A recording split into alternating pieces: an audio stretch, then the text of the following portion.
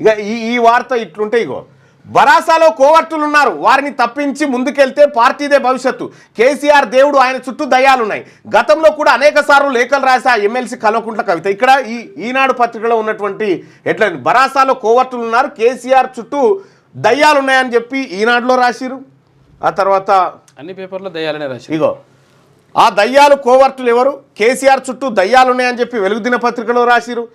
కేసీఆర్ చుట్టూ దేవుడి చుట్టూ దయ్యాలున్నాయని చెప్పి ఏది ఇండ్ల రాసిరు ఆంధ్రజ్యోతిలో. ఇగో ఇందులో కూడా లెక్క తేలాల్సిందే, లేఖ గుట్టు విప్పిన కవిత హక్కు కోసమే ఆరాటం అని చెప్పి ఆ దయ్యాల టాపిక్ ఇందులో కూడా ప్రధానంగా ఉంది. ఆ తర్వాత సాక్షిలో కూడా దయ్యాలు ఉండాలి, దయ్యాలున్నాయి. నమస్తే తెలంగాణలో మాత్రమే దయ్యాలు లేవు, ఇందులో మాత్రమే దయ్యాలు లేవు. ఇక మిగతా అన్ని చోట్ల దయ్యాలు ఉన్నాయి. దేవుడు అని ఉండాలి, అది కూడా లేదు. ఆ దేవుడు లేడు, దయ్యాలు లేదు.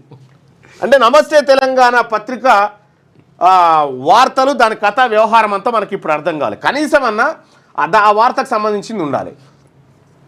ఇక్కడ బరాసాలో ఉన్న చిన్న చిన్న లోపాలపై చర్చించుకొని సవరించుకోవడంతో పాటు కోవట్టులను పక్కకు తప్పించి ముందుకెళ్తే భవిష్యత్తు పార్టీదేనని ఆ పార్టీ ఎమ్మెల్సీ కల్వకుంట్ల కవిత అన్నారు. కేసీఆర్ దేవుడు, కానీ కేసీఆర్ చుట్టూ దయ్యాలున్నాయి, వారి వల్ల నష్టం జరుగుతుందని వ్యాఖ్యానించారు. అమెరికా నుంచి హైదరాబాద్ చేరుకున్న కవిత శుక్రవారం శంషాబాద్ విమానాశ్రయం వెలుపల మీడియాతో మాట్లాడారు. రజతోత్సవ సభ అనంతరం బరాసా అధినేత కేసీఆర్కు ఆమె రాసిన లేఖ గురువారం వెలుగులోకి వచ్చి చర్చనీయాంశమైన నేపథ్యంలో కవిత పలు కీలక వ్యాఖ్యలు చేశారు. ఏమేమి వ్యాఖ్యలు చేసిరా ఆమె అనేది ఒకసారి చూస్తే 6వ పేజీలో, ఎన్నో పేజీ, 3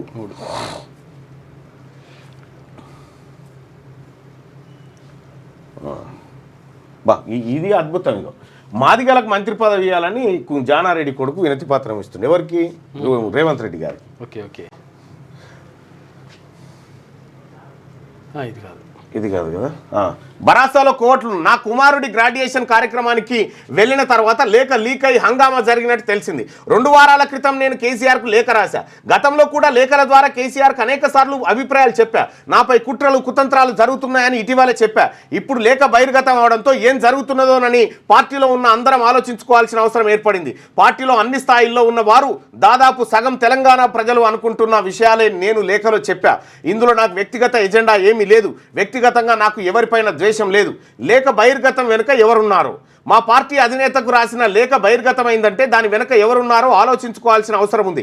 కేసీఆర్ కుమార్తెనైనా నేను రాసిన లేఖే బయటికి వచ్చిందంటే పార్టీలో సామాన్యుల పరిస్థితి ఏమిటి? దీనిపై చర్చ జరగాల్సిన అవసరం ఉంది. నేను కేసీఆర్కు లేఖ ద్వారా వ్యక్తపరిచిన అభిప్రాయాల్లో ప్రత్యేకత ఏమీ లేదు, అది బహిర్గతం కావడం బాధాకరం.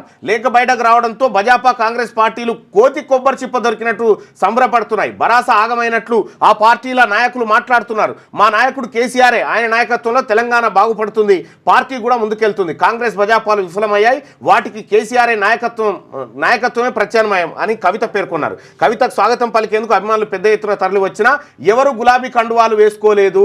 కవితక్క నాయకత్వం వర్ధిల్లాలి, సీఎం అని నినాదాలు చేశారు. అభిమానులకు అభివాదం చేసి కవిత వెళ్ళిపోయారు. ఒక్కరు కూడా గులాబీ కండు వేసుకోకుండా కవితను కలిసి సీఎం అని నినాదాలు చేసి వెళ్ళిపోయారట. ఈ పంచాయతీ ఏంది? ఇది బ్లూ కలర్ బోర్డులు పట్టుకొచ్చి కాదు, ఇది వాంటెడ్గా జరుగుతున్నటువంటి ఒక కార్యక్రమం. దీన్ని ఇంకా ఇన్డెప్త్కి పోయి చూడాల్సినటువంటి అవసరం ఉంది. సో వాళ్ళ ఇంటి పంచాయతీ ప్రధాన వార్త పత్రికలలో అవుతా ఉంటే ఈడ ఏమున్నా చూడరాదురి అంతా. ఇగో ఈయన రెడ్డి గారే, ఆయన రెడ్డి గారే, ఆమె వెలమామినేనా, ఇది ఒక ఇది పాకిస్తాన్ పంచాయతీనా, ఇది ఇట్లనేనా? ఈయన బీసీల వార్తలు, బీసీలు ఎప్పుడైతే మొత్తం పేపర్లో సగం పేజీ బీసీల వార్తలు వస్తాయో అప్పుడు బీసీ రాజ్యం వచ్చినట్టు.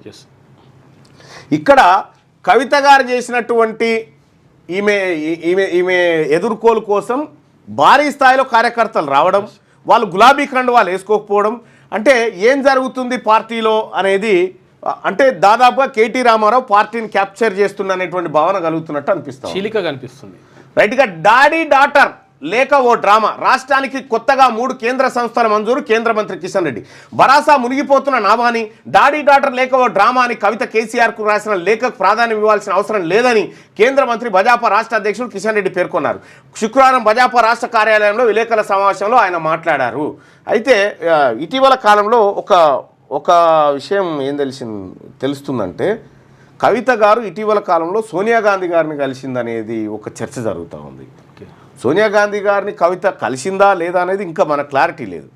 కానీ కవిత గారు సోనియా గాంధీ గారిని సీక్రెట్గా సీక్రెట్ అంటే మనకు తెలియదు. కానీ ఒక పెద్ద ఆయన చెప్పినటువంటి మాట ఏంటంటే పోయి కలిసింది అనేటువంటి మాట చెప్పారు. మరి ఎప్పుడు పోయింది, ఎక్కడ కలిసింది కథ మనకు తెలియదు. ఇది ఊహాజనితమైనటువంటి వ్యాఖ్యనే, దీన్ని అంటే నిర్ధారిస్తలేదు క్యూ న్యూస్. మీ పిల్లలు ఐఐటి ఎంసెట్ లాంటి కాంపిటేటివ్ ఎగ్జామ్స్కి ప్రిపేర్ అవుతున్నారా? జాబ్స్ కోసం చేసే ప్రయత్నంలో విఫలమవుతున్నారా? ఇంగ్లీష్పై పట్టు సాధించలేక పోటీ ప్రపంచంలో వెనుకబడుతున్నారా? స్టేట్ సిలబస్ అయినా సెంట్రల్ సిలబస్ అయినా అన్ని సబ్జెక్టులు ఇప్పుడు ఒక్క క్లిక్లో. షేక్ స్పైకర్ ఇప్పటి వరకు ఎవరు తయారు చేయలేని విధంగా రూపొందించబడిన సరికొత్త యాప్. ఇప్పుడే షేక్ స్పైకర్ యాప్ని ప్లేస్టోర్ నుండి డౌన్లోడ్ చేసుకోండి. కేవలం 1000 రూపాయలకే 7 ఏళ్ల పాటు సబ్స్క్రిప్షన్ పొందండి.